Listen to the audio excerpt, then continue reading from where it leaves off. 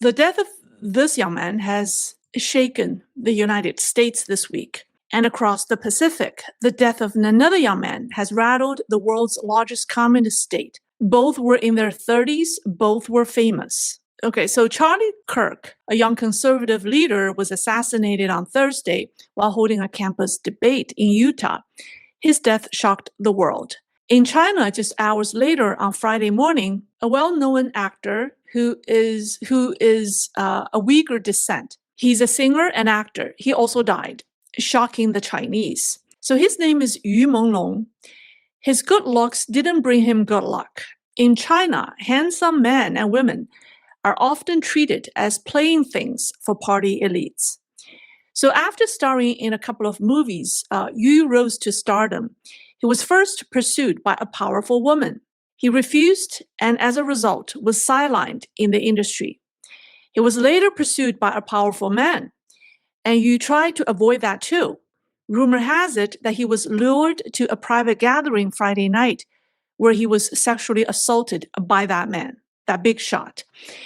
Afterward, the man handed him 2 Rolex watches as hush money or compensation. By 6 a.m., Yu had fallen from a building. When his body was found, the 2 Rolex watches were still with him. We don't know the circumstances, whether he felt shame or was devastated and took his life. We don't know. But the police quickly dismissed any foul play. Charlie Kirk's death is the result of a political divide that never should have existed in a democratic country. Yu Menglong's death is the result of a complete corrupt system and decades of CCP tyranny that ordinary people cannot escape. Both are tragic. In America, the struggle between left and right is bitter, but it shouldn't be life and death.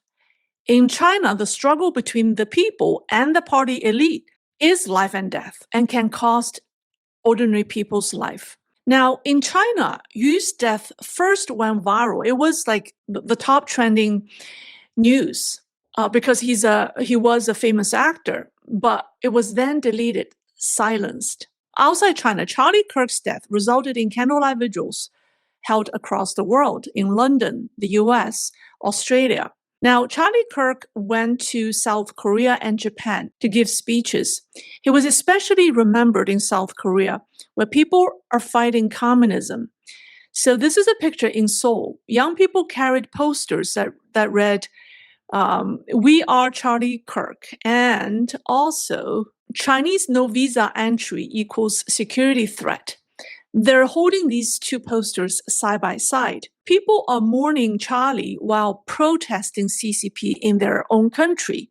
Unfortunately, the pro-Beijing president of South Korea banned conservative youth from holding anti-CCP rallies near the Chinese embassy, but allowed anti-American groups to protest in front of the U.S. embassy over Georgia's crackdown on illegal workers there. In London today, hundreds of thousands of people took to the streets of London, participating in the Defend Free Speech March. Interestingly, some Japanese were spotted. I saw videos of Japanese being interviewed there. Now, they flew from Japan to join the march. Japan is or was one of the safest countries in the world. Unfortunately, it stopped being that way. The Japanese are now concerned with their security in their own country. Just very recently, a Japanese girl expressing fear over the number of immigrants pouring into their country went viral in Japan. And today, we just heard that an Ethiopian man killed 2 Japanese men in Tokyo. So this is the world we're living in. I believe the real culprit behind many of today's political and geopolitical crises is communist ideology and the ambitions of its largest organization, the Chinese Communist Party. From the war in Ukraine to the conflicts in the Middle East to Taiwan's insecurity, political divisions in South Korea, even to the murder of Charlie Kirk, the CCP's ideology and brainwashing are the hidden hand behind so much misery. You may remember my program on Prince Edward Island years ago in Canada. There was a CCP-linked controversial Buddhist group called Bliss and Wisdom. They took over parts of the island and their influence has been growing. Now, what I exposed was just the tip of the iceberg.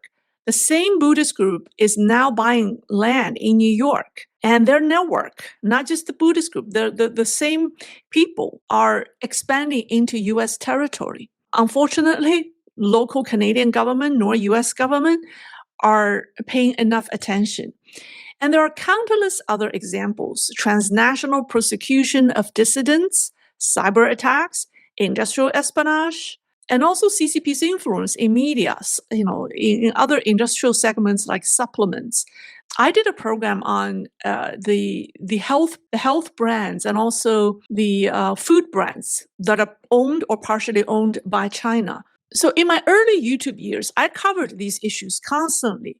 But in recent years, I've stepped back from chasing them one by one. Why? Because the CCP is everywhere.